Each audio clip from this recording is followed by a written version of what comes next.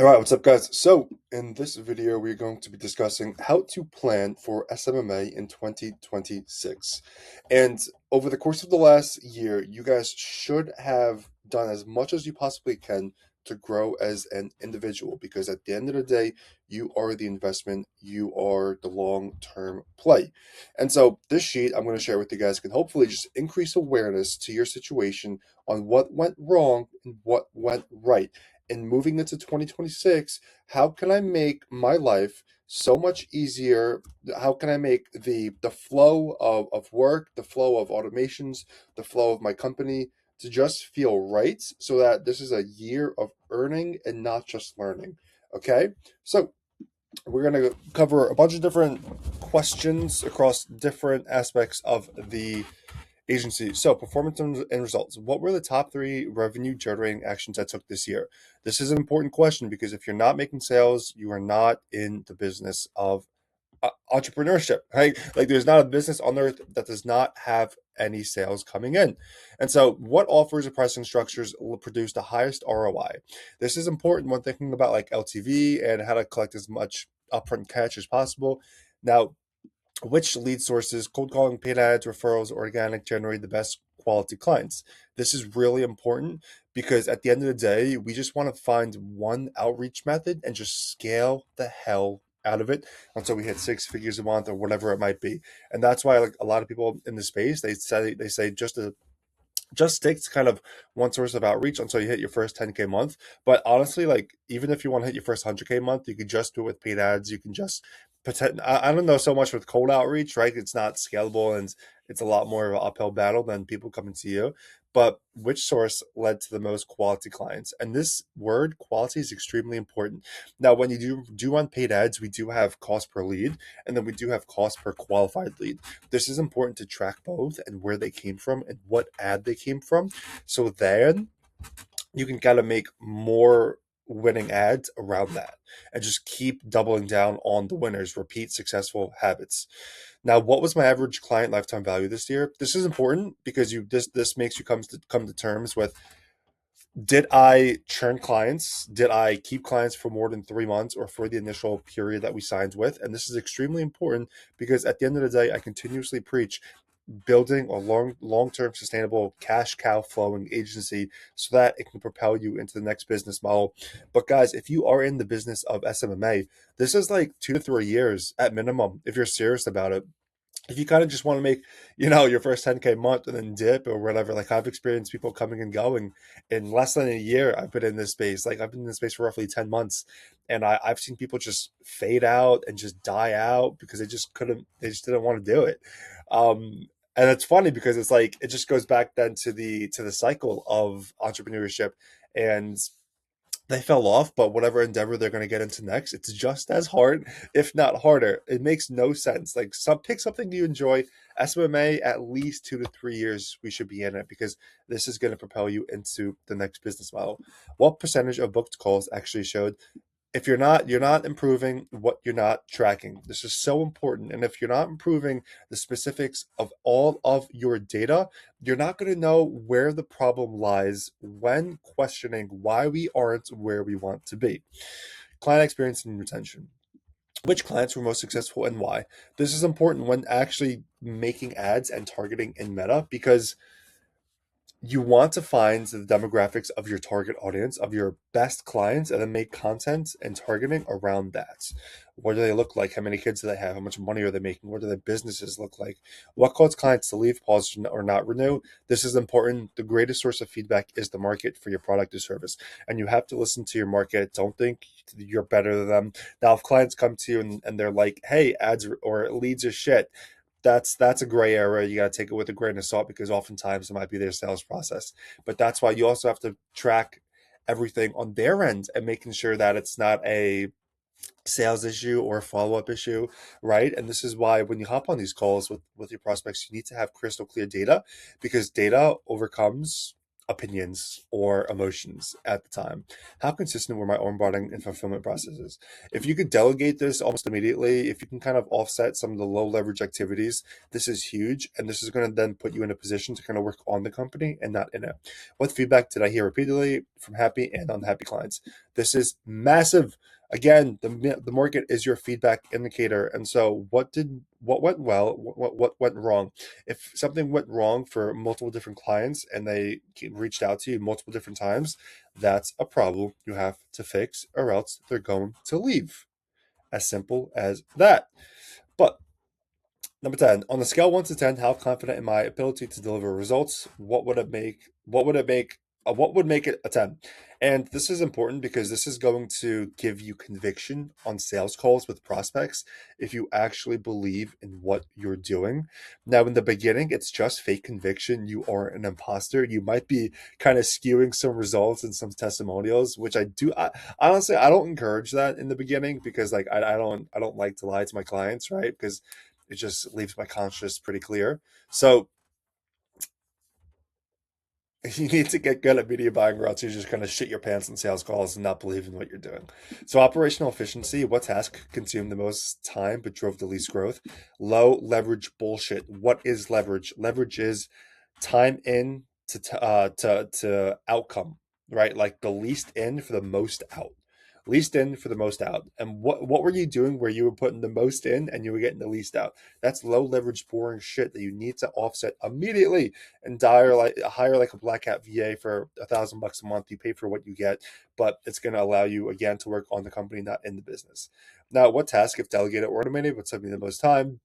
This could be like emails, onboarding, what software systems did I underutilize or overpay for? Now, when actually coming down to profit, once revenue comes in, you take away profit and then you do expenses.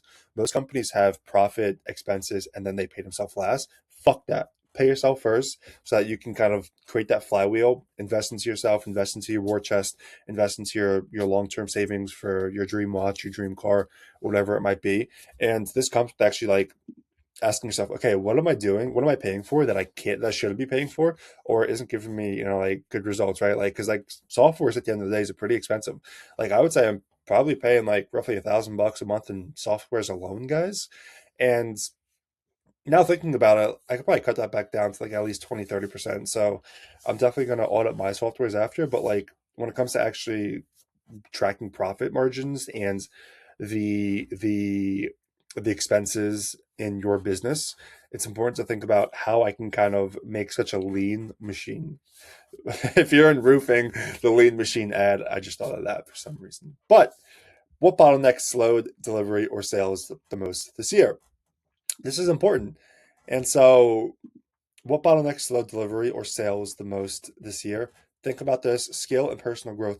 What skill leveled up the most this year? Sales, ads, creative leadership, media buying, building systems. And I can't emphasize enough, and of course I am biased, but I truly believe that SMMA is the best business vehicle to get in if you are new. If you are a 16-year-old and you're questioning what to do with the next 2 to 3 years of your life, I don't want to go to high school, or if you're graduate high school, I don't want to go to college, get into SMMA. You're learning sales. Sales is for life. Any business on earth needs good salespeople. You're learning media buying. You're learning how to run ads. Essentially, how to put $1 into a machine and get a four, five, six, seven, $8 out. That's fucking magic.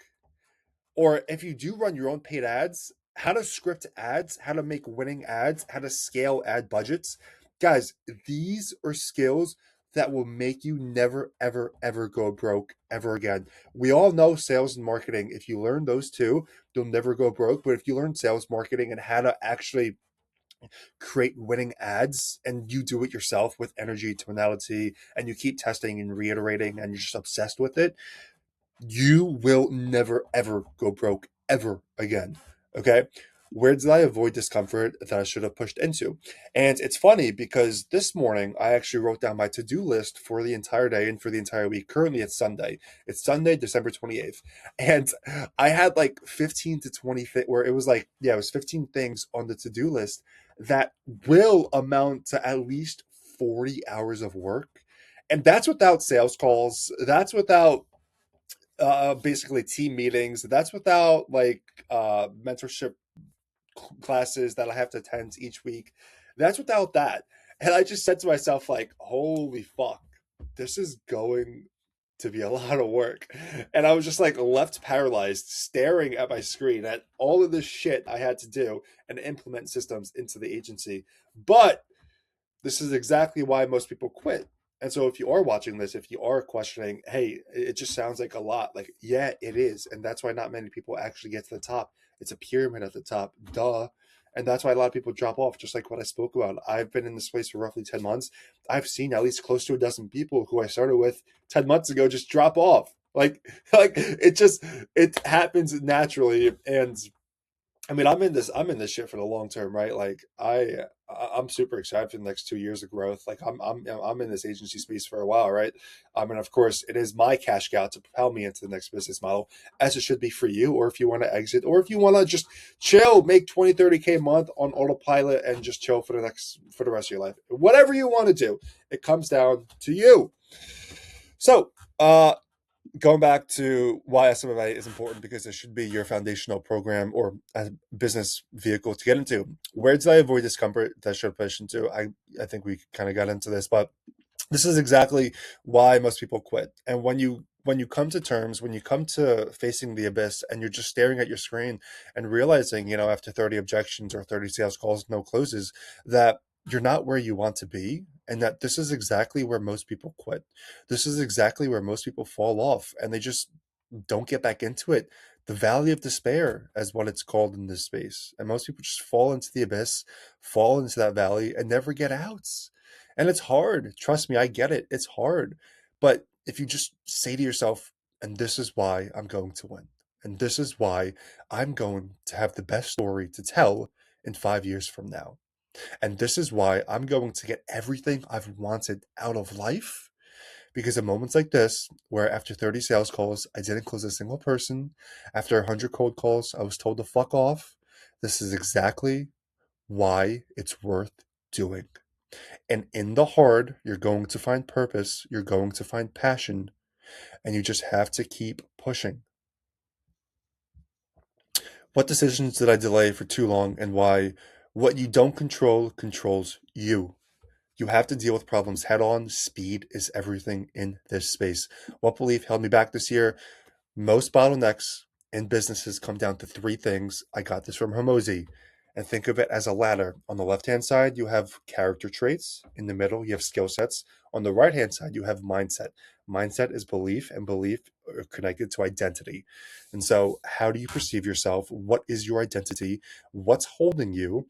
And it's hard to kind of come to terms with this because you just don't know what is holding you back. And so my solution to this, guys, is just get around people who are doing better than you. Invest as much money as you possibly can, even if that means going broke for a short period of time. What identity did I grow into this year? Oh, yep, this is good. And so this kind of goes down to connects to my last question. And my last question is, who must I become to achieve my goals? And so when I'm stuck between choices, an important thinking framework that I have is, okay, what is that version of myself who is making $200,000 a month? What would they do in this moment as a decision to propel me to get closer to that person I want to become? And so that's kind of how I answer those questions. Now, what am I most proud of? Yep, this is important. What identity did I grow into this year? Looking forward, what offers skills will I commit to mastering this year? No more switching. And so, no more switching around. Guys, when I stuck out, hopefully you guys can relate to this, but when I stuck out on on the journey of entrepreneurship and SMMA, I said to myself, I'm going to pick one niche, one offer, one business vehicle, and hit six figures a month before I do anything about that. I don't care about switching my offer, switching niches. I hear and I see it too many times. I've I've been face to face with people who just continue switching around and they're just stuck in the exact same position as they were 5 months to 10 months ago. And it doesn't, and this is what's real, and this is what most people ignore. And here's the truth: it's you, it's the person behind the business vehicle. And so when I hear people say, "Yeah, I'm going to switch around," like guys, there are exceptions to it. I do understand that. Whether a certain market or a certain time of year, sure, I understand that. But like whenever I hear this bullshit, yeah, the market or I can't scale with this niche, I'm like, it's you. You're the problem. You're the actual problem. People are making millions in it, and you're here saying it's the niche or it's the offer, it's the broke leads. No, it's you, man, and that's what you don't want to confront. And that's real. That's the harsh truth. So where can I create or improve an irresistible guarantee that still protects my margins? For sure, this is the Godfather offer, basically making it so that when your prospects get off a call and they didn't move forward with you, they're like, fuck, I am stupid for making that decision. How will I make prospects lead flow consistent, not emotional or random? This is true. This is really important. Now, like as a business owner, it really just comes down to like lowest cost per qualified lead. And as long as my clients are happy and there's a crystal clear projection on data and tracking sheets moving forward, they're more than happy with what we do on our ends. Execution and systems. What systems or automations must I build first to remove chaos? What is my first hire or outsource role? Kind of like a black hat VA or media buying or whatever, honestly, you don't like. And what do I not want on my plate anymore? For sure. I know some people hate sales. So if you don't like sales, sure, just delegate it right away. What onboarding or fulfillment steps can be templated once I reused forever? And this is like creating SOPs so that when you actually do hire a team, everything's pretty organized in your Google Drive for when hiring and delegating tasks. Or if you want to use certain communities and softwares like School is great for being able to kind of hand over SOPs and put a clear crystal process to how you do things for when a new hire comes in. And so client retention results, how can I create a predictable results for clients? They love results. They love crystal clear data. And so, for example, I switched my pitch recently. As a result of the mentorship, I just joined, which I'm super thankful for. And my only regret is not joining it sooner. But I changed my pitch, and when I asked the person, "Hey, do you see this program helping you get to where you want to go?" They were like, "Yeah." I was like, "Okay, why?" And the first thing that came out of his mouth was tracking and data. And so when I pitched, I was super heavy on tracking and data, because in the discovery, the guy was like, the programs that we joined, the marketing companies that we had a past relationship with, there was no real crystal clear data or tracking. And so I brought that up because you are playing the person in front of you, and it is a poker hand, or a poker hand that you're pretty much playing in front of you, which is the person. And so I was super heavy on that. And then I closed the 5K PIF 2 days ago, or yeah, 2 days ago, because of just playing the person in front of me. And so, how will I measure client success beyond just leads or appointments? This is true. Self and mindset. What non-negotiable habits will support business growth? Guys, thinking about my life and hopefully like talking through my own experience, you guys can take something of value and apply it into your own life. The most productive morning routines I've ever had was wake up early, fasted workout, and then once you get back, it's like an hour and a half to 2 hours of already being woken up. Deep focus work for 2 to 3 hours without any sorts of dopamine rush or caffeine. And then after like 2 to 3 hours, I'll take like a Celsius, or I actually just got, or my brother got me for Christmas, Neurogum. I don't know if this shit's placebo. It might be placebo effect. I tried Joe Rogan's, what was it? Something for the brain. I think lion mane, some shit. And I was like, I ordered it off Amazon, and it was like placebo. Like I tried it for 2 weeks, fasted in the morning so that I do get the best results. And it was still like, okay, what the fuck? This might be placebo, but I think it works. And then in addition to that, we have my favorite energy drink, Celsius. But this is after like 4 or 5 hours of being woken up. We have wake up, fasted, workout, super fucking intense workout, CrossFit, High Rocks type workout.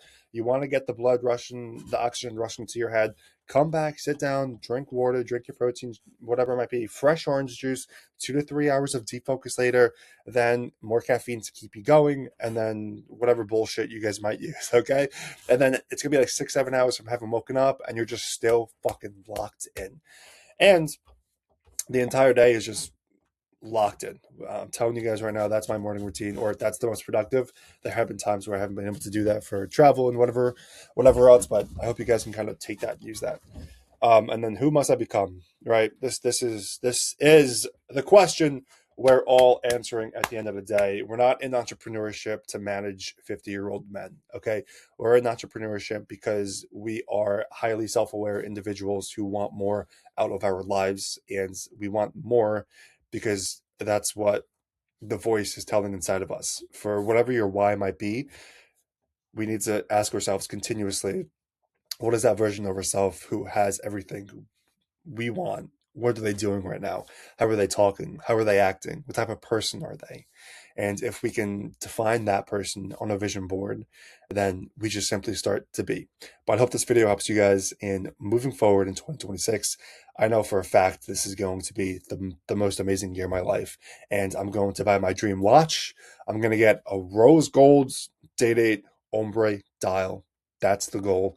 And I'm going to do it within 6 months. So, and then the G-Wagon is my material success that I want just to kind of secure. But I hope this video helps you guys, and I will see you in the next.